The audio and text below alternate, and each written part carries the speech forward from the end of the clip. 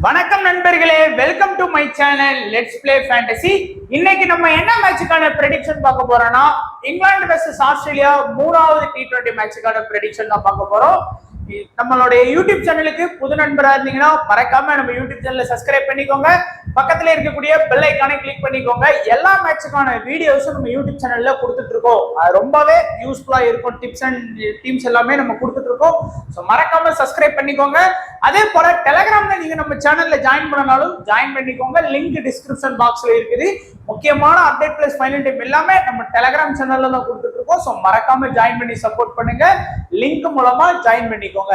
அதே போல நீங்க இன்னமும் ஹானஸ்ட் 11 ஆப்ல வந்து ஜாயின் பண்ணல அப்படின்னா மறக்காம ஜாயின் பண்ணிக்கோங்க. உங்களுக்கு வந்து பாத்தீங்கன்னா ஆட் பண்ணக்கூடிய அமௌண்ட்டுக்கு ஜிஎஸ்டி ஃப்ரீயா பண்ணி கொடுக்குறாங்க. டிடிஎஸ் வித்ட்ராவல் பண்ணக்கூடிய அமௌண்ட்டுக்கு ஃப்ரீயா கொடுக்குறாங்க. ஸோ அது மட்டும் இல்லாம ட்ரேடிங் அப்படிங்கிற ஒரு ஆப்ஷன் ஃபியூச்சர் வந்து புதுசா வச்சிருக்காங்க. என்ட்ரி ஃபீஸா வந்து பாத்தீங்கன்னா நீங்க வந்து கம்பேர் பண்ணி பார்க்கலாம் எவ்வளவு சேவ் ஆகுது. ஸோ ஒரு புது ஆப், ஸோ ட்ரை பண்ணி பாருங்க. உங்களுக்கு நல்ல ரிசல்ட் கிடைக்கிறதுக்கு நிறைய பாசிபிலிட்டி இருக்கு. நம்ம யூசர் எல்லாருக்குமே நிறைய ஆஃபர்ஸ் வந்து கொடுத்துட்டு இருக்காங்க. ஸோ மிஸ் பண்ணாம ஜாயின் பண்ணிக்கோங்க. லிங்க் டிஸ்கிரிப்ஷன் பாக்ஸ்ல இருக்குது. ஸோ பிச் ரிப்போர்ட் பெருசா உடன்பாடு இல்லைனாலும் நீங்க பிச் ரிப்போர்ட்டை லைட்டா பாத்துக்கோங்க. ஓவராலா பாத்தீங்க அப்படின்னா இந்த பிச்சில் வந்து டோட்டலா 9 மேட்ச் நடத்திருக்காங்க. அதுல 3 பேட்டிங் ஃபர்ஸ்டும் 6 பேட்டிங் செகண்ட் வின் பண்ணிருக்காங்க. பேட்டிங் செகண்ட் பண்ண டைமுக்கு லைட்டா ஒரு அட்வான்டேஜ் இருக்கு. ஸ்கோர் வந்து இந்த பிச்ல நல்லாவே வரும். அதாவது 0ல இருந்து 150க்குள்ள 4 இன்னிங்ஸும், 150 169க்கு 6 இன்னிங்ஸும், 190 பிளஸ் பாத்தீங்கன்னா 8 இன்னிங்ஸ் வந்து ஆடி இருக்கிறாங்க. ஓரளவுக்கு இந்த பிச்ல வந்து நல்லா ஸ்கோர் பண்றாங்க. இங்கிலாந்து தான் high score 198, low score New Zealand 103 all out ஆயிருக்காங்க. ஒரு 160 170 அந்த மாதிரி நம்ம எதிர்பார்க்கலாம். ஏன்னா லாஸ்ட் மேட்சே நல்ல ஒரு ஹை ஸ்கோர் வந்து ஸ்கோர் பண்ணி விட்டாங்க. அண்ட் ஆஸ்திரேலியாவை பொறுத்த வரைக்கும் பார்த்தோம் அப்படின்னா முதல் T20 மேட்சை வந்து வின் பண்ணாங்க. ரெண்டாவது T20 வந்து பாத்தீங்கன்னா போராடி கடைசியில வந்து பாத்தீங்கன்னா மிஸ் பண்ணிட்டாங்க. 2 மேட்ச் ஆடி 1 வின் பண்ணிருக்காங்க, 1 இங்கிலாந்து வின் பண்ணிருக்காங்க. இந்த மேட்ச் வந்து ரொம்ப சீரியஸான மேட்ச். குறிப்பா டைம் வந்து பாத்தீங்கன்னா சண்டே வந்து 7 மணிக்கு மேட்ச் ஆரம்பிக்கும். ஒரு 6:30க்குலாம் டெலிகிராம்ல வந்து அவைலபிளா இருந்துருங்க. ஏன்னா இதுக்கு முன்னாடி நடந்த மேட்ச்ல 11 மணிக்கு ஸ்டார்ட் ஆகும், 10:30க்கு நம்ம டீம் கொடுக்க ஸ்டார்ட் பண்ணுவோம். ஸோ அதே கான்செப்ட்ல 11 மணிக்கு தானே நினைச்சு அசால்ட்டா விட்டுறாங்க. மேட்சோட டைம் வந்து 7 மணிக்கு ஞாயிற்றுக்கிழமை அப்படிங்கிறதுனால ஸோ ஆஸ்திரேலியாவை பொறுத்த வரைக்கும் இன்னிங்ஸ் ஓப்பனிங் வந்து ரொம்ப ஸ்ட்ராங்காவே இருக்குது. 2 T20யுமே பாத்தீங்க அப்படின்னா ஷார்ட்டும் சரி ஹெட்டும் சரி. லாஸ்ட் மேட்ச் கூட நிறைய பேர் வந்து ஹெட் ஃபிளாப் ஆகிறதுக்கு நிறைய வாய்ப்பு இருக்கு ப்ரோ அப்படிங்கிற மாதிரிலாம் சொல்லிட்டு இருந்தாங்க. ஆனாலும் பாத்தீங்கன்னா ஹெட் மாதிரியான பிளேயர்ஸ் வந்து எப்படி பார்த்தாலும் அந்த பவர் பிளேல ஏதாவது 2-3 சிக்ஸ் அடிக்காம அவுட் ஆகிறது கஷ்டம். அப்படிங்கும் போது ஸ்கோர் பண்ணிடுறாங்க. 59 31 அப்படிங்கிறதுலாம் ஒரு நல்ல ஸ்கோர். அது மட்டும் இல்லாம ஹெட் எல்லாம் ஸ்மால் லீக்ல வந்து டிராப் பண்ணவே கூடாது. ரீசன் ஒரு 100 பேர் இப்ப ஸ்மால் லீக்ல ஆடுறாங்கன்னா கட்டாயமா 100 பேருமே ஹெட்டை வந்து அவங்களோட ஸ்மால் லீக்ல எடுப்பாங்க. சோ ஹெட் வந்து 100 ரன் அடிச்சாலும் நமக்கு பிரச்சனை இல்லை. டக் அவுட்ல போனா கூட பிரச்சனை இல்லை. ஏன்னா நீங்களும் எடுத்திருப்பீங்க, உங்க ஆப்போனன்ட் எடுத்திருப்பாங்க. அந்த மாதிரி பிளேயர்ஸ் வந்து ரிஸ்க் வச்சுக்காதீங்க. அண்ட் ஷார்ட்டும் பாத்தீங்கன்னா முதல் மேட்ச் 41 ரன்னும், ரெண்டாவது மேட்ச் வந்து பயங்கரமான ஒரு fantasy point 28 run plus 5 wicket வந்து பாத்தீங்கன்னா ஸ்கோர் பண்ணி கொடுத்துட்டாரு. ஏன்னா ஆஸ்திரேலியாவை பொறுத்த வரைக்கும் ப்ராப்பரான பவுலிங் ஆப்ஷனே இல்லை. சும்மா இஷ்டத்துக்கு எல்லாருமே ஆல்ரவுண்டரா எடுத்துட்டு வர்றாங்க. ப்ராப்பரான பவுலிங் அப்படின்னா 2 பேர் தான் இருக்காங்க. அப்பாட்டு ஜாம்பா மட்டும்தான் ப்ராப்பரான பவுலிங் ஆப்ஷன்ல இருக்கிறாங்க. மீதி எல்லாமே ஆல்ரவுண்டர்ஸ் தான் வந்து பாத்தீங்கன்னா பவுல் பண்ண வைக்கிறாங்க. அடுத்து 1 டவுன் ஆண்ட வந்து பிரஷர் வந்து ஒரு 50 ரன் ஸ்கோர் பண்ணி கொடுத்தாரு. நம்ம ஸ்காட்லாந்து சீரீஸ்லயே பார்த்தோம் அவரால் பெருசா ஸ்கோர் பண்ண முடியல. ஆனா ஃபர்ஸ்ட் வீடியோ போடும்போது பிரஷர் வந்து ஹெட் தான் ஓப்பனிங் ஆடுறதுக்கான வாய்ப்பு இருக்கும் போது பிரஷர் கண்டிப்பா ஸ்கோர் பண்ணுவார். ரெண்டாம் மேட்ச்ல வந்து நல்லாவே ஸ்கோர் பண்ணி கொடுத்தாரு. இங்கிலீஷும் வந்து பாத்தீங்கன்னா கன்சிஸ்டன்சி ஆடக்கூடிய பிளேயர் பிளஸ் விக்கெட் கீப்பிங் அப்படிங்கிற ஒரு பேக்கப் இருக்கு. இப்ப சில பிளேயர்லாம் ஒரு மேட்ச் வந்து 80 ரன் அடிப்பாங்க, அடுத்த மேட்ச் வந்து ஒரு 60 ரன் அடிப்பாங்க, அடுத்த மேட்ச்ல இருந்து ரன்னே அடிக்க மாட்டாங்க, ஒரு 10 ரன் 15 ரன்லயே அவுட் ஆயிட்டு போவாங்க. ஆனால் இங்கிலீஷ் மாதிரியான பிளேயர்ஸ் வந்து அந்த ஒரு கன்சிஸ்டன்சி இருக்கும். குறையாம பாத்தீங்கன்னா நீங்க ஒரு 25ல இருந்து ஒரு 35 ரன் வரைக்குமே அவங்க கிட்ட இருந்து நீங்க தாராளமா எதிர்பார்க்கலாம். பிளஸ் விக்கெட் கீப்பர் ஆப்ஷன்ங்கிற ஒரு அட்வான்டேஜ் இருக்கு. அடுத்து ஸ்டோய்னிஸ் இந்த சீரீஸ்ல அவர் வந்து பெருசா வந்து நமக்கு வந்து பாயிண்ட்ஸ் எல்லாம் வாங்கி கொடுக்கல. பவுலிங் பண்றதுக்கு நிறைய ஆப்பர்ச்சுனிட்டி இருந்தாலும் அவரோட அதிகபட்ச ஓவர் 3 தான் பவுல் பண்ணியிருக்காரு. ஏன்னா அவங்ககிட்ட நிறைய பவுலிங் ஆப்ஷன் வச்சிருக்காங்க. பேட்டிங்லயும் லாஸ்ட் மேட்ச்ல 14வது ஓவர்ல உள்ள வந்தாரு. ஆனாலும் அவரால் ஸ்கோர் பண்ண முடியல. இப்பெல்லாம் ஸ்டோனிஸ் வந்து பேட்டிங்கை விட பவுலிங்ல தான் பாயிண்ட் வாங்கி கொடுக்குறாரு. இருந்தாலும் ஒரு நல்ல ஆல்ரவுண்டர். அடுத்து டிம் டேவிட் மிடில் ஆர்டர்ல ஆடுறாரு. டிம் டேவிட்டை பொறுத்த வரைக்கும் ஏற்கனவே சொன்ன மாதிரி தான் ஸ்மால் லீக்லாம் டிம் டேவிட்டுக்கு வந்து 100 ரன் அடிச்சா கூட உங்களுக்கு வந்து பிரச்சனை இருக்காது. ஏன்னா உங்க ஆப்போனன்ட் எடுத்திருக்க மாட்டா, நீங்களும் எடுத்திருக்க மாட்டீங்க. ஒரு 10 டீம் போடுறீங்க அப்படின்னா மட்டும் ஒரு டீம்ல வந்து டிம் டேவிட் வந்து ஒரு மினி லீக்ல மெகா லீக்ல ட்ரை பண்ணிக்கோங்க. அடுத்து கிரீன் வந்து உண்மையிலே ஒரு நல்ல ஆப்ஷன் தான். பேட்டிங் பிளஸ் பவுலிங் இருக்கு. மினிமம் 2 ஓவர் வந்து பவுல் பண்றாரு. விக்கெட் வந்து பெருசா எடுத்து கொடுக்கலனாலும் அந்த ஒரு பவுலிங் அட்வான்டேஜுக்காகவே நம்ம ட்ரை பண்ணலாம். அடுத்து ஆரோன் ஹார்டி வந்து பாத்தீங்கன்னா ஒரு நல்ல ஆல்ரவுண்டர். லாஸ்ட் மேட்ச்ல 20 ரன் பிளஸ் 2 ஓவர் வந்து பவுல் பண்ணாரு. அடுத்து கோஹ்லி வந்து பாத்தீங்கன்னா நம்ம பிக் பாஸ் லீக்ல எல்லாம் பாத்தீங்கன்னா ஆடி இருக்கிறாரு. ஸ்பின் பவுலர் தான்.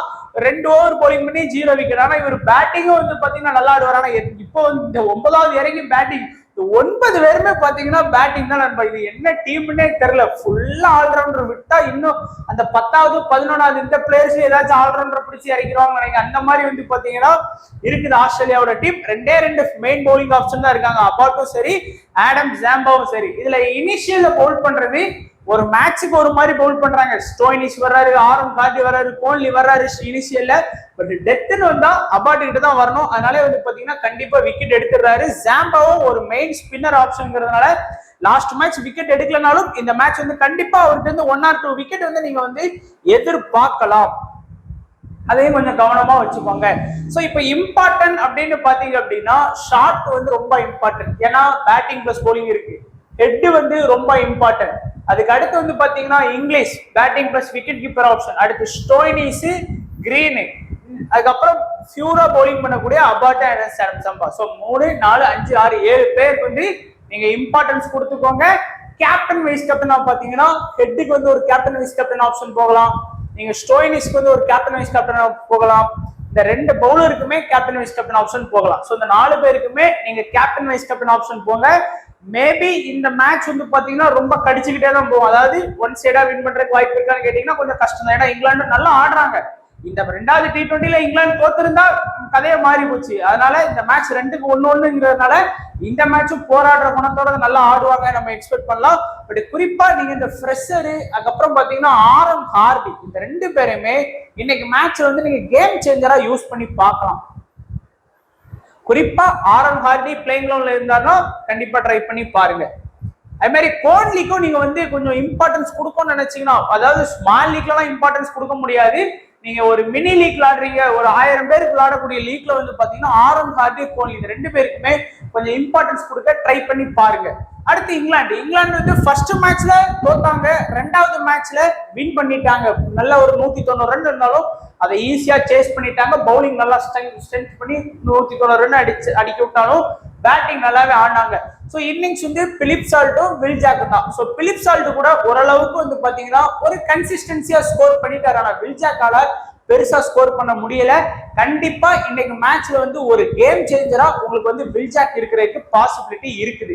அதுக்கப்புறம் ஜோர்டன் ஹாக்ஸ் வந்து பாத்தீங்கன்னா ரொம்ப எக்ஸ்பீரியன்ஸ்லாம் அவர்கிட்ட கிடையாது. அதனால பெருசா அவராலே வந்து பாத்தீங்கன்னா ஸ்கோர் பண்ணி கொடுக்க முடியல. லிவிங்ஸ்டோன் இந்த சீரீஸ்ல வந்து பாத்தீங்கன்னா உண்மையாவே வேற லெவல் ஆடி கொடுத்துட்டு இருக்காரு பேட்டிங் பிளஸ் பவுலிங் ஆப்ஷன் அப்படின்னு சொல்லி.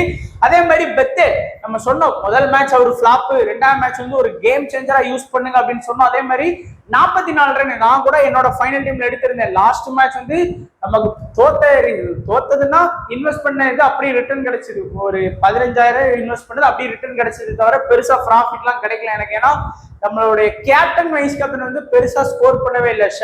ஸ்டோயினிஸும் சாம் கர்னும் நிறைய பேர் வந்து பாத்தீங்கன்னா வேற பிளேயர்ஸ் கேப்டன் வைஸ் கேப்டனா போட்டாங்களா வின் பண்ணிட்டாங்க. ஆனா டீம்னு வரும்போது நம்ம டீம் வந்து நல்லா இருக்குது. கேப்டன் வைஸ் கேப்டன் தான் மிஸ் பண்ணிட்டோம்.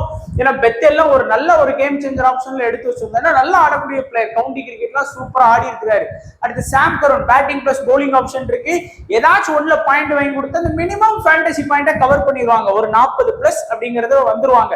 அடுத்து ஓவர்டன் ஏற்கனவே சொன்ன மாதிரி பேட்டிங் மட்டும்தான் இருக்கு. அவர் வந்து அதனால வந்து ஸ்மால் லீக்ல எல்லாம் எடுக்கிறத அவாய்ட் பண்ணிக்கோங்க. ஒரு 10 டீம் போட்டீங்கன்னா டிம் டேவிட் எப்படி ஒரு டீம்ல ட்ரை பண்றீங்களோ அதே மாதிரி ஒரு டீம்ல வந்து கட்டாயமா அந்த ஒரு 10க்கு 1 ட்ரை பண்ணிருங்க. ஏன்னா எல்லா பிளேயர்ஸும் ரொட்டேட் பண்ணி ஜாயின் பண்ண வேண்டியதா இருக்கும். அடுத்த பவுலிங் ஆப்ஷன் தான். ரெஸ்ட் 4 ஓவர் கண்டிப்பா வந்து பாத்தீங்கன்னா நறுக்குன்னு பவுலிங் பண்ணி மினிமம் ஃபேண்டசி பாயிண்ட் நீங்க குறையாம பாத்தீங்கன்னா அவரோட ஃபேண்டசி பாயிண்ட் செக் பண்ணி பாருங்க. குறையாம எல்லா மேட்சுமே 40 to 50 பாயிண்ட் வாங்கி கொடுத்துருப்பாரு. அதுதான் ஒரு சைலண்டா வந்து பாத்தீங்கன்னா பாயிண்ட் வாங்கி கொடுக்கக்கூடிய ஒரு பிளேயர். அடுத்து கிரெயின் வந்து பாத்தீங்கன்னா கவுண்டி கிரிக்கெட், நம்ம T20 பிளாஸ்ட் அதெல்லாம் வந்து 100 லீக் இந்த மாதிரி லீக்லாம் நல்லாவே பெர்ஃபார்ம் பண்ணக்கூடிய ஒரு பிளேயர். நல்லாவே பெர்ஃபார்ம் பண்ணாரு. 4 ஓவர் போலிங் பண்ணி 2 விக்கெட் எடுத்தாரு. ஃபுல்லா மிடில் அட்டாக் பண்ணக்கூடிய பவுலர். டெத்ல வந்து ஒரே ஒரு ஓவர் வந்து அட்டாக் பண்ணுவார். 3 ஓவர் மிடில்ல, 1 ஓவர் டெத்ல. டோப்லி இனிஷியல்ல வந்து 2 ஓவர் பவுல் பண்ணுவார். பவர் பிளேல நல்லாவே ஸ்விங் பண்ணி பவுல் பண்ணாரு. லாஸ்ட் மேட்ச் வந்து ரொம்ப குறை சொல்ல முடியாது. இருந்தாலும் விக்கெட் டேக்கிங் பவுலரா இல்ல, விக்கெட்டே எடுக்கல. அண்ட் டெத்ல வந்து 1 ஓவர் பவுல் பண்றாரு, மிடில்ல 1 ஓவர் பவுல் பண்றாரு. மகமது இனிஷியல்ல வந்து 2 ஓவர். நம்ம டோப்லியும் அதுக்கப்புறம் மகமதும் வந்து பாத்தீங்கன்னா பார்ட்னர்ஷிப் இன் பவர் பிளே. டெத்ல வந்து சாம் கருண் தான் அதிகமா அட்டாக் பண்றாரு. லாஸ்ட் 4 ஓவர்ல 2 ஓவர் வந்து பாத்தீங்கன்னா சாம் கருணுக்கு தான் இருக்கு. 1 ஓவர் கிரேனுக்கு, 1 ஓவர் வந்து பாத்தீங்கன்னா மகமது. ஒருவேளை டோப்லி வேணா 2 பேருக்கு மேல 1 ஓவர் எடுக்கலாம். ஆனா டோப்லி வந்து இனிஷியல்ல பவுல் பண்ணக்கூடிய பவுலர் தான். அது போக லிவிங்ஸ்டோன் வந்து அடிஷனல் ஆப்ஷன்ல இருக்கிறாரு. ஒரு 6வது போலிங் ஆப்ஷன்ல, 7வது போலிங் ஆப்ஷன்ல வில்ஜாக் இருக்கிறாரு. வில்ஜாக்கு ரொம்ப ரேரா தான் பவுல் வந்து கொடுப்பாங்க. அதை கொஞ்சம் பாத்துக்கோங்க. அண்ட் இம்பார்ட்டன்ட் பாத்தீங்கன்னா இன்னைக்கு மேட்ச்ல பிலிப் சால்ட், லிவிங்ஸ்டோனு, சாம் கருண், ரஸ்கினா அடுத்து வந்து பாத்தீங்கன்னா முகமது. ஆனா என்ன பொறுத்த வரைக்கும் கேம் சேஞ்சரா வில்ஜாக்கை யூஸ் பண்ணிக்கோங்க. அதே போல கொஞ்சம் நீங்க மினி ஸ்மால் லீக்ல வில்ஜாக்கை வந்து கொஞ்சம் ஒரு ட்ரை பண்ணி பாருங்க. அந்த ஓவர் டர்ன் இருக்கக்கூடிய பிளேயர் வந்து மினி ஜிஎல்ல வந்து கண்டிப்பா யூஸ் பண்ணி பாருங்க. எப்படி ஆரோன் கார்டிக், கோன்லியை வந்து மினி ஜிஎல்ல சொன்னேனோ அதே மாதிரி இங்க வந்து ஓவர் டர்ன். அங்க எப்படி ஸ்மால் லீக்ல பார்த்தோமோ அதே மாதிரி வில்ஜாக்கை வந்து இங்க வந்து கொஞ்சம் ட்ரை பண்ணுங்க. ஏன்னா நிறைய பேர் நீங்க ட்ரை பண்றதுக்கான வாய்ப்புகள் கம்மியா இருக்கும். கேப்டன் வைஸ் கேப்டன் எடுத்தீங்க அப்படின்னா லிவிங்ஸ்டோனுக்கு ஒரு கேப்டன் வைஸ் கேப்டன் போகலாம். அதே போல வந்து பாத்தீங்கன்னா மகமதுக்கு ஒரு கேப்டன் வைஸ் கேப்டன் ஆப்ஷன் போகலாம்.